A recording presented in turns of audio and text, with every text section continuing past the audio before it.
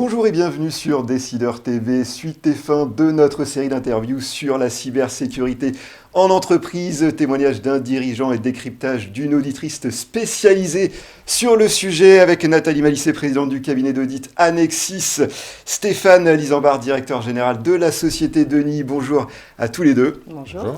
Alors Stéphane, on rappelle que votre entreprise a été donc victime d'une cyberattaque. Dans cette dernière interview, on parle de la période post-cyberattaque. Alors première question, quelles mesures d'ordre technologique avez-vous mis en place de votre entreprise pour prévenir toute nouvelle attaque ? Je dirais qu'on a tout revu parce qu'on était assez mauvais en fait en cybersécurité. Ouais. Donc on a changé. Il y a eu une réaction quand même. Mettre en place il a un certain fallu nombre de choses. analyser notre système, notre protection. Ouais. Donc faire un audit. On fait un audit. Ouais. On est passé sur des pare-feux physiques et non pas logiciels. Ouais. Les sauvegardes, on les multiplie, on les débranche, on les enferme. Faire des sauvegardes. Ouais. On en faisait, mais elles étaient en ligne toutes les nuits. Aujourd'hui, physiquement, on fait une rotation. Et on a refermé beaucoup de choses, fermé un certain nombre de logiciels, les macros, les choses comme ça. Et surtout un pare-feu, et on coupe toutes les nuits, tous les week-ends. Nathalie, total. votre réaction Alors ça, c'est la bonne réaction. Ouais. C'est post-crise, tirer les enseignements, ce qu'on appelle un retour d'expérience. Ouais. Donc ça, c'est absolument positif de se rendre compte par où sont passés les pirates et comment on peut faire pour éviter qu'ils y reviennent.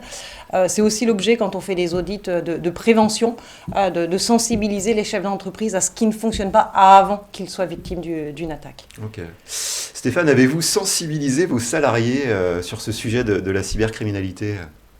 Déjà, ils ont été bien sensibilisés parce qu'ils ont quand même vécu ça pendant une semaine. Pendant une semaine, on ne savait pas si on n'allait pas, si la boutique allait sur les bonnes pratiques, du coup.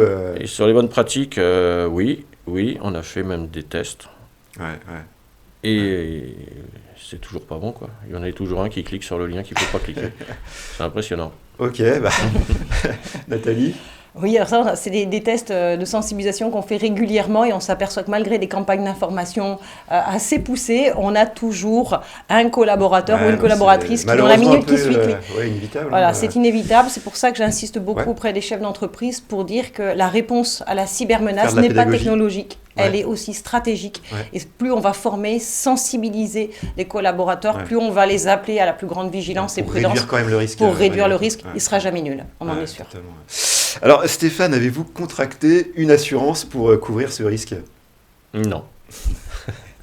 Non, je l'ai vécu une fois. Maintenant, je sais m'en débrouiller et je préfère décider moi-même de ce qu'on doit faire, comment on doit le faire. Après, il y a un risque financier, mais d'accord. Nathalie, quel est votre avis sur ce choix Alors l'assurance reste une bonne solution pour couvrir un risque résiduel. Il ne faut pas imaginer qu'au prétexte qu'on a une assurance, on n'a rien à faire en matière de cyber-résilience. C'est vraiment qu'une couverture de risque résiduel, puisqu'il y a un ensemble de prérequis qui seront à respecter pour que l'assurance puisse fonctionner. Et on a eu un petit débat à l'Assemblée nationale il y a moins d'un an, puisqu'on avait des assureurs qui pousser plutôt au paiement de la rançon plutôt que de reconstituer les données ou vraiment de faire de la forensique.